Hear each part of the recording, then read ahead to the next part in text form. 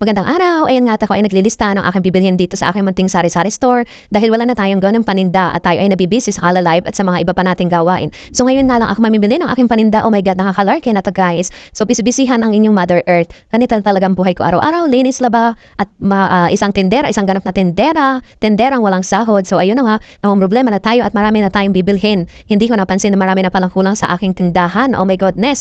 Kaya ako naman ay mamimili ngayong araw. So unahin muna nating mamili ng ating paninda para sa ating munting sari-sari store para tayo ay may pagkakakitaan. Ayun nga at kakagising ko lang dyan. So nag-decide ako na sabi ko, mamimili naman ako ng aking paninda.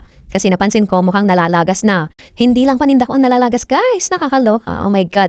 Iba na rin ang nalalagas at pati yun sa akin sa baba ata nalalagas na sa consumption ko. Ay ano daw, consumption. Oh my God. Ang landi yarn.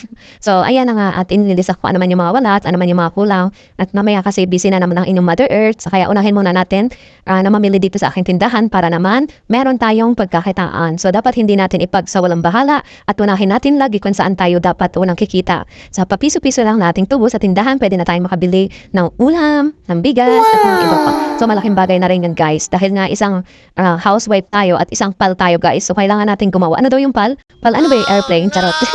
Ayun, at kailangan natin gumawa ng para at mag-isip ng pagkakakitaan. Para naman hindi tayo nakaasa. Ano daw? Sana all asang-asa. Siya umaasa, pero ako hindi na. O, charot lang. Nagawa pa humugot, no? So, ayan. Nailista ko na yung lahat ng ating mga bibilhin. So, unti-unti na nga ako pupunta sa aking grocery pamimilhan ng aking paninda. So, ayun guys, ito muna ang ating update ngayong umaga sa aking mini vlog. Mini vlog yan, ayan. So, konti lang naman yung